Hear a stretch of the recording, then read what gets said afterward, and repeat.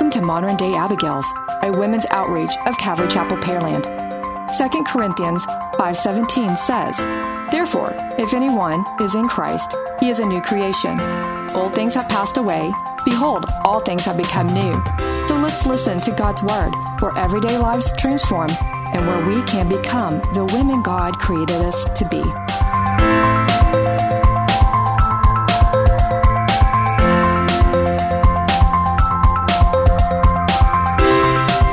Okay, again, before we get into Abigail and her messed up marriage, we want to say it again and again. If this or was you, things might be a mess, but they do not have to stay that way. You do have options, even if you think you don't. There is a way out. The Lord always gives us a way out. We're going to talk about that later on. Mm-hmm. Okay, so let's start with a little bit about Abigail. Her story starts in 1 Samuel 26, and we're going to start on verse 2. Again, we're not reading the whole Abigail story. We're just going to touch on the details that pertain to this particular topic. Okay, 1 Samuel 26:2. Now, there was a man in Maon whose business was in Carmel, and the man was very rich. He had 3,000 sheep and 3,000 goats, and he was shearing in his sheep in Carmel. The name of the man was Nabal, and the name of his wife was Abigail, and she was a woman of good understanding and beautiful appearance. But the man was harsh and evil in his doings. He was of the house of Caleb. Caleb. Yeah, gotcha. One of those C words. Okay. So already in this first paragraph, it starts out by telling us what a gem of a guy he was. He was rich, harsh, and evil. And by name, his name, by the way, actually means full. We're not sure at this point if it was a mother-given name or a character-given name, but it suited him well. Probably not. Probably the interesting not thing about Caleb, I don't know if you talked about this, but Caleb was a Gentile. I did not. I don't talk about it. Okay, because so Caleb's family is a Gentile, and the reason that this is important is that when they were in battle, Caleb asked for a blessing too, and he got all of this land because he helped Joshua, the Jew, go in and take the promised land. So anyway, I just thought that was interesting. That means this guy should know. This guy knows better. That's what I'm saying. He knows better. Does. He certainly does. He came from a very good family.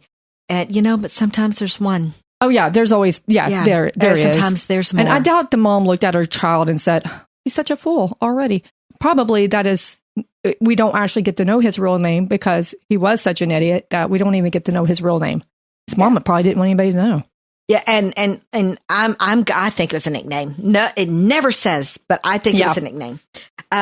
Because of his character. His character, we're about to see what his character is. Okay, so he had a wife who was of good understanding and beautiful. And I'm going to venture out and say she was beautiful inside and out. And she was a woman of good understanding. So listen, I think this woman was the whole package deal. She understood her husband and her marriage and what a mess they both were, the husband and the marriage. We can learn a lot from her and how she handles tough things in harsh, involuntary situations. And I say involuntary because, yes, at some point we are involuntary in a mess of a situation. But I chose him and I stayed with him, you say, and that's not involuntary. I like my voice. Yeah, that was great. And part of that is true. I chose to date my husband, whose name was John, and I chose to marry him. I didn't realize who I was marrying. He was very, very good at being someone he actually wasn't. And I thought I was dating and marrying someone very different than what I actually ended up with. And I voluntarily married a sweet, charming Christian man. I involuntarily married an imposter who was horrible on so many levels. I was trapped with no help and nowhere to run to. And lots of you know me and Anna, and you might hear a side of about our past today that you never knew before. And we are going to be very transparent today. So don't judge us, because we aren't going to judge you. And we love you, and we are here to help. Yes, ma'am. Okay. You over there with your hand up. Thank you. I just want to, because of what you just said, I wanted to point out with Abigail is she did not let her situation define her. She did not stay. Right. She didn't let it create a character that was not becoming, because it said she was a woman of good understanding and beauty. We're going to talk about that. Yeah. So that's what I'm going to say is when she talked about us, we want to show you that we didn't let it, we did for a while. Yes. But then when the Lord stay there. No, we didn't stay there, because when the Lord entered in, he said, I can't let you stay there. You cannot be defined by what you were. Yes. I need you to be defined by who I am. Now, there are some of you who do stay there. I've seen it over and over and over because it's comfortable. It is. And I get it. I get it too. And we're going to talk about this later, but you never heal, you never flourish, and you never move on. You're still in the same stagnant, chaotic, at that point, voluntary mental mess. But we're going to give you some tools today and show you don't have to stay there. Okay. So, what are you looking for, Anna? Oh, I'm just looking to see how cute Iko was. Oh, he's adorable. And Rascal's on the couch. I can see him. Yeah, he's totally passed out. Yeah. Okay. So, all right. So back to Abigail, and she was probably in a very involuntary situation. I'm pretty sure she was in an arranged marriage. She was in an arranged marriage with a lunatic. She couldn't leave. And we say that because that was typical of that time. It was very, very typical for arranged marriages. In fact, I don't know if there was ever not an arranged marriage at that time. It was usually somebody you knew and you just married your families together. So most likely that's why we say that. If you're wondering like, well, how do you know? Well, it was because of culture notes. Yeah. You know. Yeah, we don't actually know. That's why I said earlier, we're totally speculating about behind the scenes here because context clues. Yeah, we don't have, these aren't things that the scripture actually says. These are things that we've picked up and we're using them as an example. Mm-hmm. Okay. So, she couldn't leave. I don't think she would have wanted to. That wasn't popular back then either. No, not just to leave. She couldn't run. No, she couldn't run. She couldn't leave.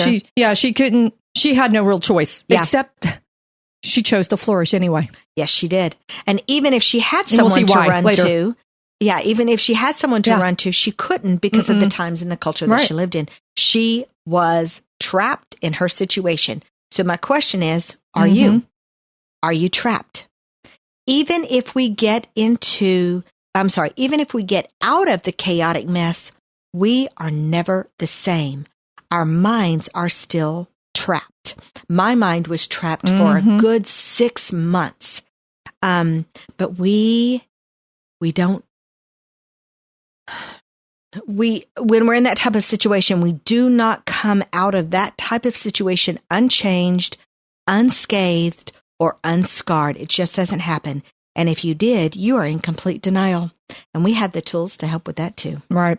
Because you want to use that to become that new person. When the Lord said he's going to make you into a new creation, he uses your scars to make you into a beautiful new creation. Well, our scars, and this is a good example, our scars and our mess, we actually have been helping women for years because of it. I have 2 literal scars that I can see every day that says, hey, don't do this again. Yeah. Don't go back. And, I wouldn't be able to, and I'm sure you feel the same as what I'm about to say. I wouldn't be able to help the women that I've helped if I had not personally gone through it. 1, they wouldn't listen to me. Right. And 2, my testimony is often worse than theirs. So sometimes they think theirs is a piece of cake. Right. Okay. And they're like, man, if you can do it, I can do it. I'm like, girl, you can do it. Yeah. That's why we're having you go first before mine, because mine's not anywhere near like that. No, but we're going to show both sides and I love it. So we're going to get to that soon. Okay. So again, we aren't going to read the entire story of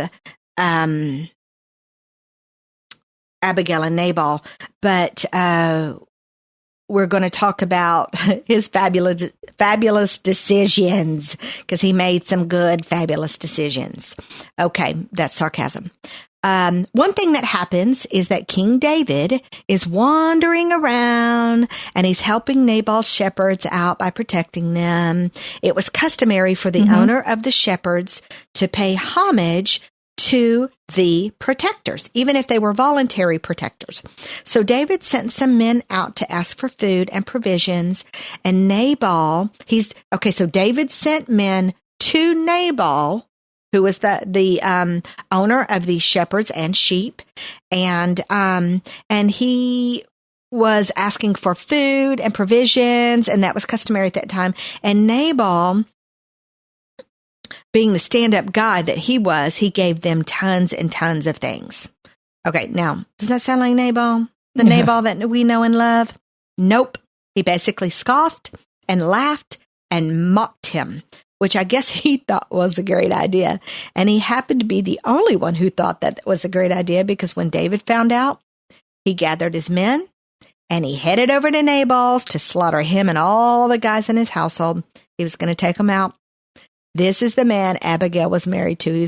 She was married to a dang fool who didn't care about anybody but himself, and there was no one as important to him as him. And if you want to hear the whole study, you can go to setforliferadio.com. You can go there, and our pastor of our church, he's done he did the whole thing. He did the whole thing, so you can always pick up there if you want to hear the rest. Yep, or read it. Yeah, you can read it. Yeah, we encourage you to read it, but if you also want to go through a study, you can go there too. Oh, it's a good one. Yes. It's a good one. Yeah, we encourage that as well. Okay, so we are skipping around the story, which is something that we don't normally do, but we have a lot to cover. So I'm picking out the highlights that we need and the info about Abigail and her perfectly wonderful husband that is necessary for the points that we want to convey today. More sarcasm. I encourage you to read, again, we encourage you to read the entire story because it's a good one. And again, we already did the podcast as well, but you can go there too. Yeah, I would encourage you, though, to listen to the Set for Life radio. And then ours. Yeah, because that one is a more detailed, line-by-line, good one. But we get into good stuff, too, when we talk about it. And, So, but it is our first one, so just give us a little bit of a leeway. Be kind. Yeah, a little leeway there. All right, so let's see here. We're going to skip around the verses where Nabal was mocking David, and we're just going to kind of piece things together. But I wanted to pick back up with verse 12, where we see how angry David got. And we also get to see how our lovely Abigail reacts. Because we want to make sure when you're reading this, when you're listening to Joanna read this, please pay attention to what Abigail doesn't do and what she does do, but also really pay attention to what she doesn't do. Oh, that's a good one, Anna. Okay, so we're going to start with verse 12. So David's young men turned on their heels. This is after they got the mocking news from Nabal. Turned on their heels and went back, and they came and told David. They came and told him, being David, all these words, meaning all the mocking and all the rude things Nabal had just said about David. This is what the men were telling David. Then David said to his men, every man gird on his sword. So every man girded on his sword, and David also girded on his sword. And about 400 men went with David, and 200 stayed with the supplies. Anyone want to guess what David was about to do? Maybe go and invite him up for tea, perhaps? Not normally with a sword. Yeah, I think not. Now, one of the young men told Abigail, Nabal's wife, saying, look, David sent messengers from the wilderness to greet our master, and he, being Nabal, reviled them. Okay, stopping here. Quick side note for us to remember soon in the future. I looked up reviled. Here are some synonyms about reviled. Mocked, berated, tongue-lashed, verbally pummeled, and abused. So he was verbally abusive to David's men about King David himself. By this time, King David had a reputation of being a mighty warrior. He was unafraid. Future king. Yep, unafraid. Awesome in combat. This is not someone you want to go around bad-mouthing, knowing full well it was going to get right back to him. I'm just saying, this isn't something you want to do. And yet, that's exactly what Nabal did. Nabals of the world live in a fantasy land where they think they are untouchable and indestructible. They do not care about anyone or anything. They don't care who they hurt or who is affected by their horribleness. And that's exactly what we will continue to see. I just like the idea that when they went to Abigail, that said, one, she wasn't even near like Nabal. She wasn't like him because they felt comfortable to go to her, to talk to her. Yeah. And that was the other thing is I really like this. The idea is he didn't go to her for the fun of it. He went to her expecting a solution. Knowing full well she was going to have one. Yeah. He trusted her enough to do that. Because otherwise, why would he have gone to her if he didn't trust her? If he didn't think he was safe around her? Or because otherwise any normal person would have gone, forget this, and he would have left. Right? These are the kind of women and wives we need to be. So let's take note about what we're about to learn about her and start incorporating. And not what she did. Yeah. And start incorporating her actions or non-actions into our own lives. Yes. And this can be incorporated in our marriages, in our relationships with our children, our work, our church, everything. Grocery store. Absolutely. No matter where you are, these things you can incorporate in your life going forward. Okay, so verse 14. Now one of the young men told Abigail, Nabal's wife, saying, look, David sent messengers from the wilderness to greet our master, and he reviled them. But the men were very good to us, and we were not hurt, nor did we miss anything as long as we were accompanied them, and we were in the fields. They were a wall to us both by night and day. All the time we were with them keeping the sheep. Now therefore know and consider what you will do. For harm is determined against our master and against his household, for he is such a scoundrel, aka low-life villain, that one cannot speak to him. But yet they could go to her. They could go to her. So have y'all ever been in a relationship with someone that you literally cannot speak to them? They are a know-it-all, or they make it very clear that everything you say is completely stupid. That's who she's married to. Okay, ladies, let's see firsthand what the meaning of we're going to talk about good understanding. I've been wanting to talk about this. Let's see what good understanding looks like. We have about 12 verses or so, and we're going to read these in a row. And we're going to see how she reacts to the situation. So y'all stick with us. It's a little bit more longer reading. We normally break it up, but we're going to read the whole thing, and then we're going to talk about it. And watch her, when Joanna reads, watch her language, the language that Abigail uses or doesn't use. Watch how she doesn't approach her husband. She doesn't, it's not like she goes and yells and screams at him. I want you to take note of that. Just in case you're like, what am I not listening? What you're looking for is that she did not do what typical society tells us to do.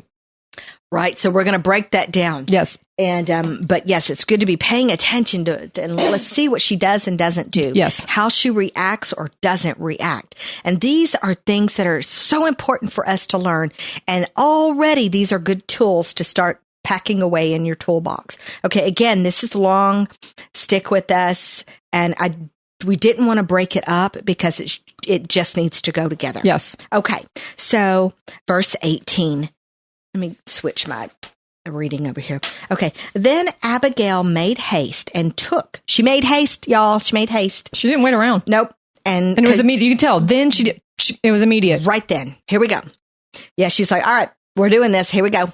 So then Abigail made haste and took 200 loaves of bread, 2 skins. Let me back up. Sometimes it is good to not make haste and go into prayer and get some good discernment for the Lord. But you're going to see the Lord was in on this, and this is what he gave her to do. Listen, he gave her an emergency situation to deal with, and he gave her some emergency tools. Yes, and because she had a love for her people. We don't see where she ever had children. If you're not familiar with the story, we don't see where she ever had children. If she had children with this guy, with Nabal, no, she didn't. I don't think so because they never talk about that. Yes, but not with them. Mm-mm. So she had such a love for the people around her. Yes, she was a sweet, good-hearted woman, and we're going to see that as well. So anyway, just wanted to throw that in there. Yes, you're right. Being hasty is not always a good thing, and the Lord does want us to wait and come to Him, the Lord, and to pray about it. But they were about to die. And she didn't have 2 or 3 days to get pray some and good fast. Like discernment. Esther had a few days to pray and fast. Yes, the Lord Abigail gave it to her immediately. Right. And she acted upon it. Sometimes we have immediate situations that require immediate action. But you can see the Lord was with her on this. Right, and this was one of them. Okay, so then Abigail made haste and took 200 loaves of bread, 2 skins of wine, 5 sheep already dressed, meaning they were ready to cook and eat, 5 seahs of roasted grain, which was about 7 quarts in our modern measurements, and 100 clusters of raisins, and 200 cakes of figs, and she loaded them on a donkey. And she said to her servants, "Go on before me. See, I am coming after you." But she did not tell her husband Nabal. We're not saying that you should always keep secrets. That's not what we're saying. But in this case, it was better for him to not know. She doesn't hold it from him. It's just at this time, it was not good for him to know at this time. Yeah, she actually tells him later, but in the meantime, she already knew his reaction. And he was getting drunk anyway. Yeah, and she didn't have time to explain things because her home, everybody was about to die. They were already headed to her. Yes. They were about to die, and she knew it. Okay, ain't got no time to talk to a fool. Okay, she did what she needed to do with the instructions the Lord gave her. So verse 20. So it was, as she rode on the donkey, that she went down under cover over the hill, and there were David and his men coming down toward her, and she met them. Now David said, "Surely in vain I have protected all that this fellow has in the wilderness, so that nothing was missed of all that belongs to him, and he has repaid me evil for good. May God do so, and more also to the enemies of David, if I leave one male of all who belong to him by morning light." Now Abigail saw David. Now when Abigail saw David, she dismounted quickly from the donkey, fell on her face before David, and bowed down to the ground. She fell at his feet and said, on me, my Lord, on me let this iniquity be. And please let your maidservant speak in your ears and hear the words of your maidservant. Please let not my Lord regard this scoundrel Nabal, for as his name is, so is he. Nabal is his name, and folly is with him.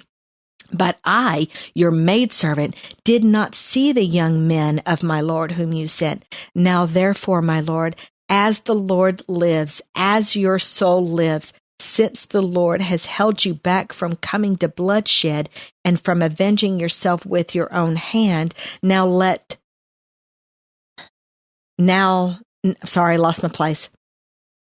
With your own hand, now then let your enemies and those who seek harm for my Lord be as Nabal. And now this present which your maidservant has brought to my Lord, let it be given to the young men who followed my Lord. Please forgive the trespasses of your maidservant, for the Lord will certainly make my Lord an enduring house, because my Lord fights the battles of the Lord, capital L, and evil is not found in you throughout your days. Yet a man has risen to pursue you and seek your life, but the life of my Lord shall be bound in the bundle of the living with the Lord your God, and the lives of your enemies. He shall sling out as from the pocket of a sling, and it shall come to pass when the Lord has done for my Lord when the Lord, capital L, has done for my Lord, little l, according to all the good that he has spoken concerning you, and he has appointed you ruler over Israel, that this will be no grief to you, nor offense of heart to my Lord, either that you have shed blood without cause, or that my Lord has avenged himself. But when the Lord, capital L, has dealt with my Lord, then remember your servant. Okay, so that was a lot at once, but look at her good understanding. She knew the Lord. Gets it. Yeah, she knows the Lord, the God of heaven and earth, the God of the Holy One of Israel. She knew him, and he gave her those words. And this is a language we don't speak today, but we're going to break this down. But God here. was speaking through her to David. Yes. And you know what? The Lord knew exactly how to get to David. And the Lord didn't have to use Abigail. No. He didn't have to go through Not her. at all. He chose to go through her to go to David. The Lord spoke to David all the time. He could have told him himself. He could have said, hey, back up, hun. Son, back up. Calm down, relax a minute. I got this. Yeah, that is not what the Lord did. He let this woman, he went through her to get to David to show us that the Lord uses us, in that she was obviously knew who the Lord was. Absolutely. Okay. Whew, so that was a lot. She knew exactly how to diffuse the situation that was about to obliterate them. Where did she get this good understanding? From God. He gave her the tools she needed to survive a foolish, harsh, selfish, horrible husband, as well as protect her whole family from the destruction of death that was about to happen any second. And we don't know how long they've been married. We haven't the slightest clue. Oh, no. But apparently long enough to where she knew who he was, and the Lord had been working on her. Yeah, I don't think she woke up one morning and had it all together. I think the Lord had been really working on her. Yeah. Obviously, because the young men felt comfortable to go to her. Yeah. And that's a developed relationship. Well, she was married long enough to figure him out. Yep, exactly. In the servants to say to be comfortable with her. Yeah. Okay. So the Lord gave her some tools, but you know what? The Lord gives us the same tools. And we're going to talk about these tools in just a minute. Ladies, me and Anna live, eat, and breathe these tools. They are vital to our marriage, our sanity, our lives, our relationships. We use them every time we get the chance to use them. They're super important to us. And these are things that we want to share. We want to share these tools with you.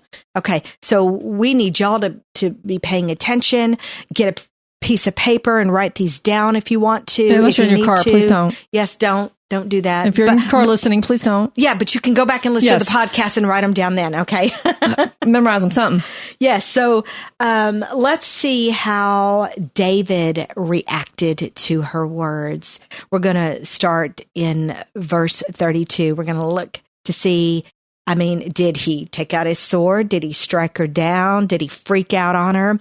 Let's see how he reacted. Yeah, but we'll also point out that Abigail was beautiful and David liked the girls. Okay, yes, there's that. The Lord knew what he was doing. He had this beautiful woman falling on her face, bowing down to him. Okay, that's irrelevant. None of this is... No, it actually was. That showed respect. What she did was showed such deep respect for him to get his attention that, hey, look, that's true. I have no weapons. I come in peace. I have respect for you.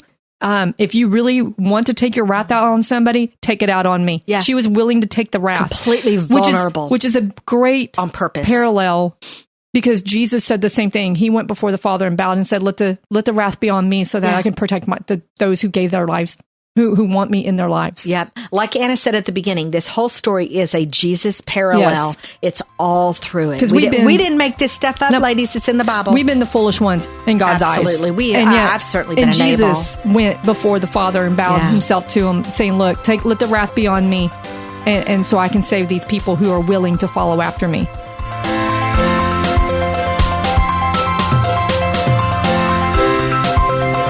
Thank you for letting us share our tools to become the women God created us to be.